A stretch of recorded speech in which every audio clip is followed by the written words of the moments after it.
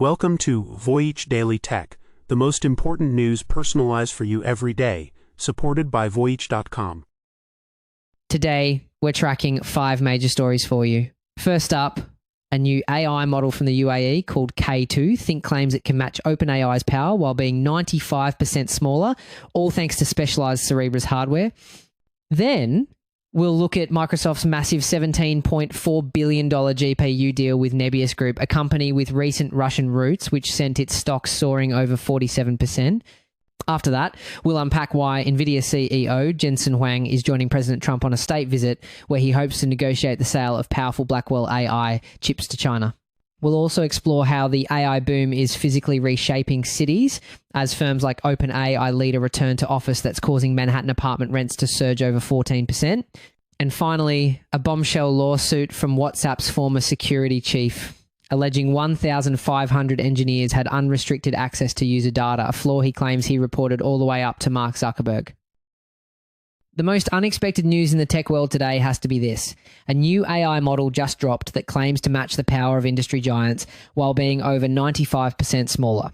In the global race for AI dominance, a new challenger has entered the ring from the United Arab Emirates.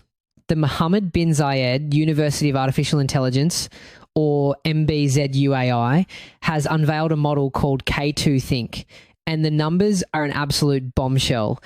K2 Think runs on just 32 billion parameters. For context, a rival model from the Chinese lab DeepSeek has a staggering 671 billion. So you might be asking, how is that even possible? How can a model that's a fraction of the size compete with a Titan? So the thing is, it's not just about the size of the model, but how you use it. We're seeing clever techniques that essentially allow the smaller model to think harder when it needs to. One of these is called test time scaling, where the model dedicates more computational power to a problem at the moment. It's trying to solve it. Think of it like a student who, instead of just giving a quick answer, takes extra time to work through a problem on scratch paper. This can boost accuracy by over 20 percentage points on some tough reasoning benchmarks. Yet, researchers claim their tiny model delivers performance on par with the flagship systems from both DeepSeek and OpenAI. And this breakthrough isn't just about software. The model was trained on specialized hardware from a company called Cerebrus. Instead of linking together lots of small graphics chips, Cerebrus builds one giant wafer-sized chip with nearly 1 million processing cores. This unique design drastically cuts down data travel time, making it incredibly fast and efficient for these kinds of intensive AI tasks. Now, this isn't just a tech story, it's a geopolitical power play. For years, the AI race has been a 2-horse contest between the US and China. However, if you zoom out, you'll see another layer of strategy at play as the UAE makes a bold move to establish itself as a third global leader, backed by the Microsoft-partnered AI firm G42 and built on technology from Alibaba. The UAE is performing a very delicate balancing act. G42 recently received a massive $1.5 billion investment from Microsoft, and as part of that deal, it agreed to divest from its Chinese hardware partners, a clear move to align with US interests. But at the same time, this new K2 Think model is built on an open source foundation from the Chinese tech giant Alibaba. The UAE is using American-backed funding and specialized hardware to run a model based on Chinese architecture. This strategy could give them the best of both worlds, but it also places them right in the middle of the US-China tech rivalry. The goal is to enhance its geopolitical influence and diversify its economy beyond oil. And the plot thickens. The UAE faces fierce competition right next door, with Saudi Arabia also pouring resources into its own AI ambitions. But the developers of K2 Think say their goal isn't to build another chatbot like ChatGPT. They're targeting something else entirely. Scientific breakthroughs. This signals a major shift in the AI industry away from just general purpose chatbots and toward highly specialized reasoning engines. There's a rapidly growing market for this.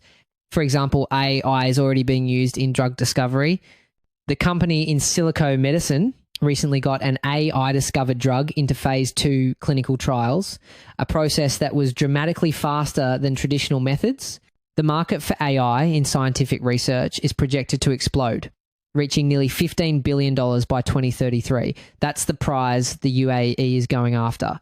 One of the project's leaders said the model is designed to tackle complex problems in math and science, explaining that it could take a question that would require 1,000 humans 5 years to solve and vastly condense that period. It all boils down to a single disruptive idea that could change the entire AI landscape. As one of the model's developers put it, what we're discovering is that you can do a lot more with less. Speaking of the specialized hardware powering new AI models, the race to secure raw computing power just led to one company's shares exploding over 47%. The reason? A single deal with Microsoft worth an astronomical $17.4 billion. A while back, we talked about Microsoft officially listing OpenAI as a competitor.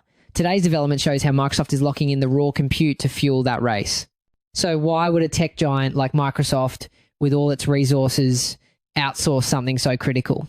The reality is the demand for AI infrastructure is exploding so fast that even the biggest players can't build data centers quickly enough. This isn't a failure on their part, it's a strategic shift. By partnering with specialized providers, they can scale their AI power almost instantly, avoiding massive upfront costs and years of construction time. And as we've discussed, when OpenAI pushes hard into enterprise, that software momentum creates an urgent need for more GPUs, somewhere often on Microsoft's balance of capacity. The company is Nebius Group, and they just signed a 5-year contract to provide Microsoft with the absolute backbone of the AI revolution, GPU infrastructure.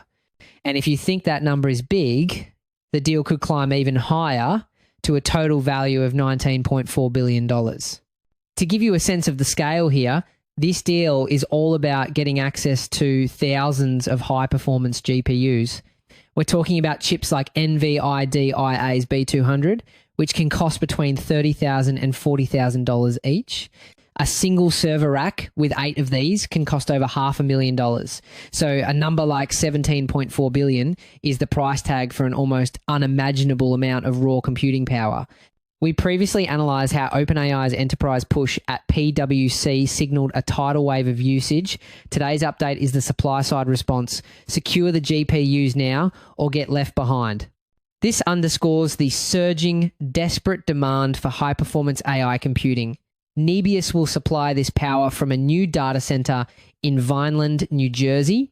The choice of Vineland might seem odd, as it's not exactly Silicon Valley, but the location offers a powerful combination of a robust power grid, strong fiber optic connectivity to major cities, and supportive local policies. A perfect example of how the AI boom is creating new tech hubs in unexpected places.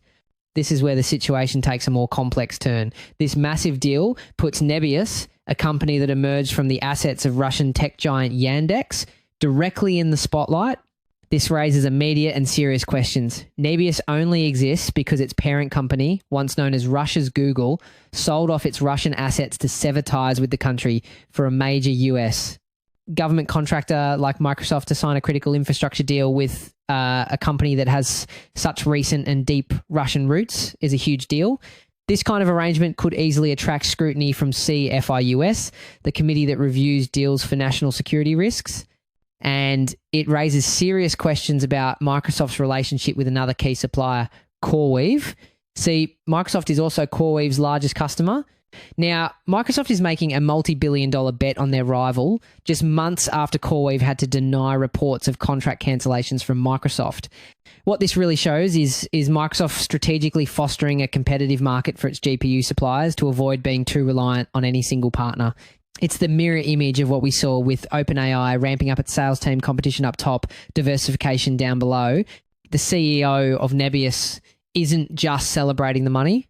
He said the deal will help them accelerate the growth of our AI cloud business even further in 2026 and beyond. This isn't just a sale, it's a strategic move to grab more market share.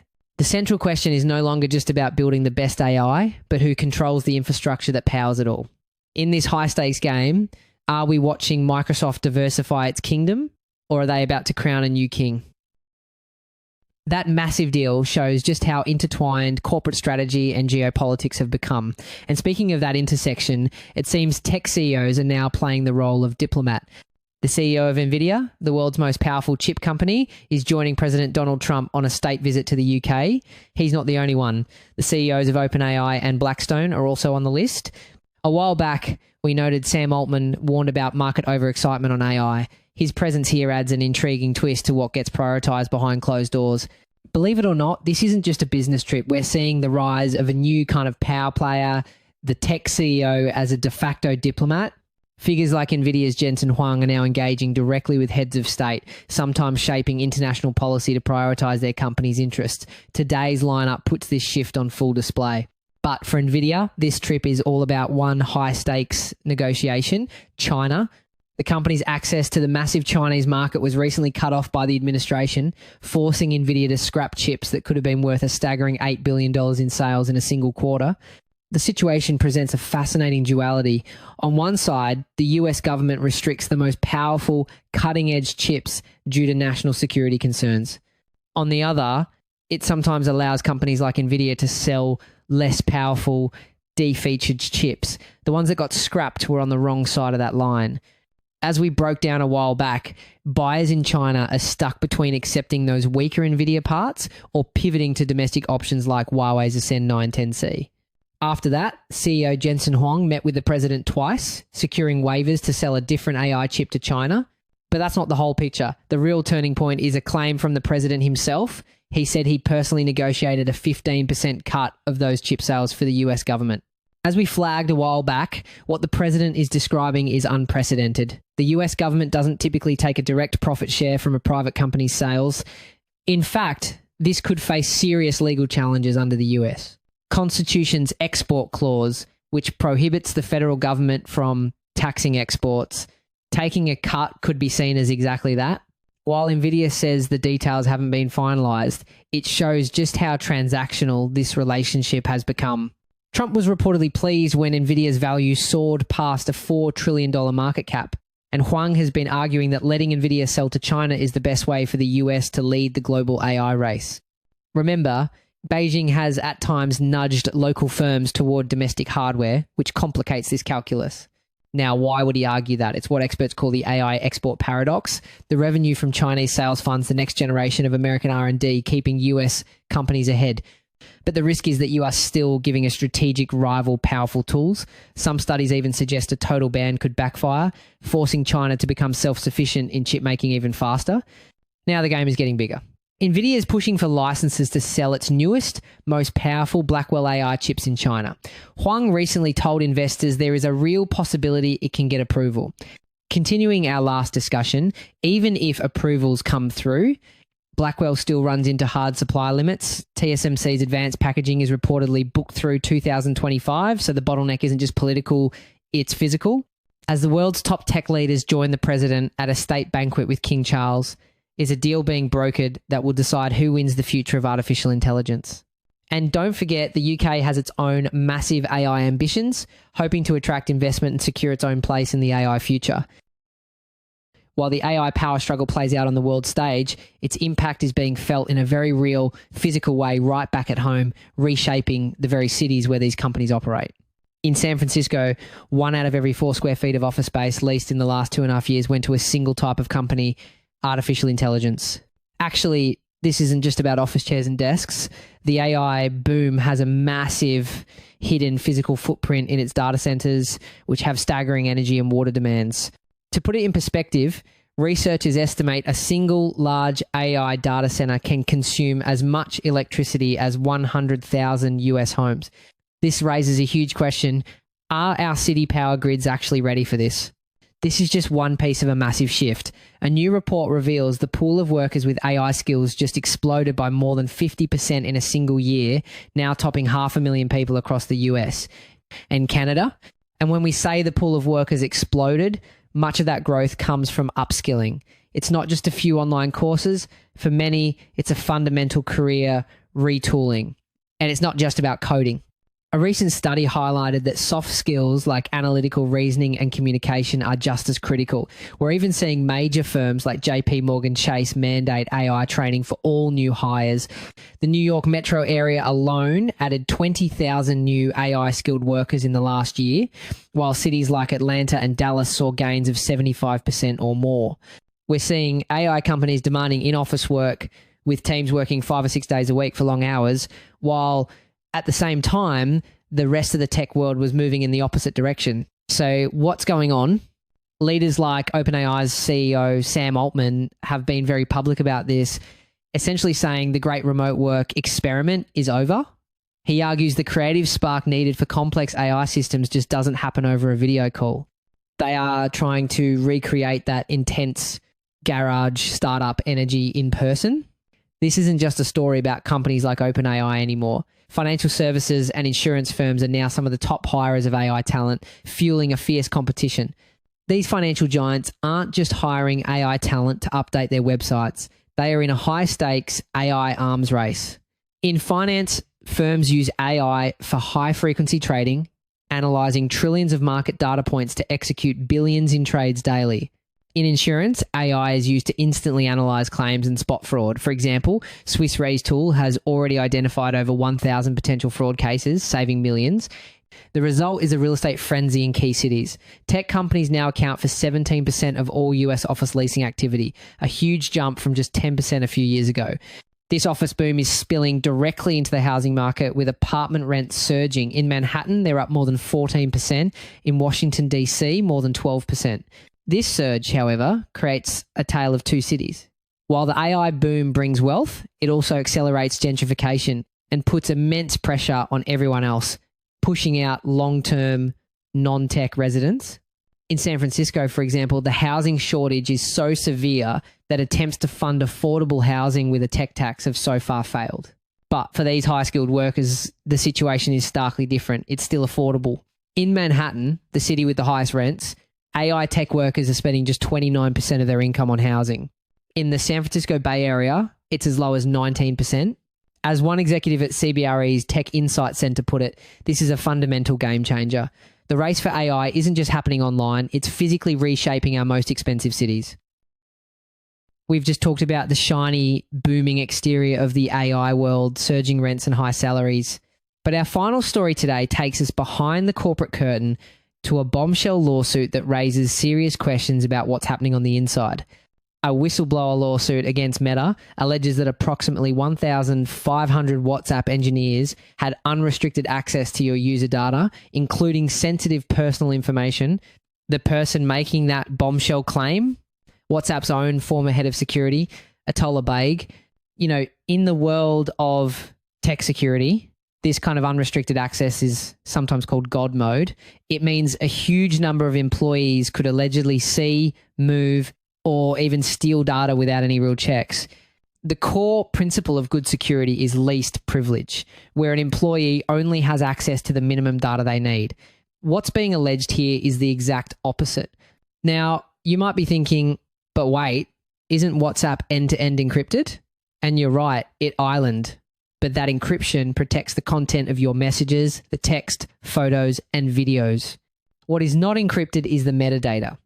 This is the data about your data, who you're messaging, your phone numbers, the exact time of the message, your IP address, and even your device info. This metadata can paint a very detailed picture of your life and social circles without ever reading a single word you wrote. That's the sensitive personal information we're talking about. In a suit filed against parent company Meta, Baig alleges he discovered systemic cybersecurity failures that could allow employees to move or steal user data without any detection. He claims these flaws violate a major 2020 privacy settlement with the Federal Trade Commission. Violating an FTC settlement is a very big deal. That 2020 order required Meta to implement a comprehensive privacy program. If these allegations are proven true, the penalties could be massive. The FTC can issue fines up to $16,000 per violation per day, which for a company like Meta could be staggering. But the story gets deeper. Baig says he didn't just report this to his superiors. He claims he notified leaders all the way up to CEO Mark Zuckerberg. When that didn't work, he filed a complaint with the SEC. A month later, he sent a letter directly to Zuckerberg, informing him of the SEC complaint and requesting immediate action. Meta has a very different story.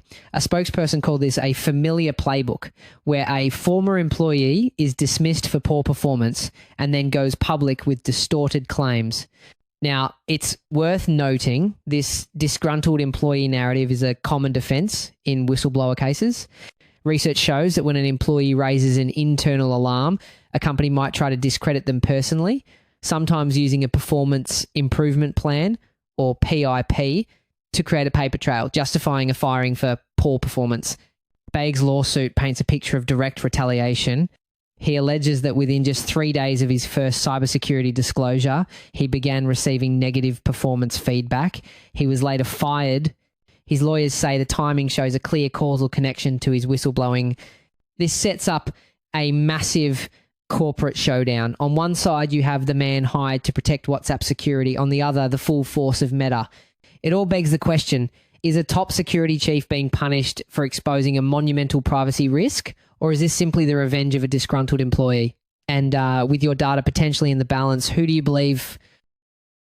That's it for today on Voyage Daily Tech. Follow, share, and stay tuned for daily updates coming your way tomorrow.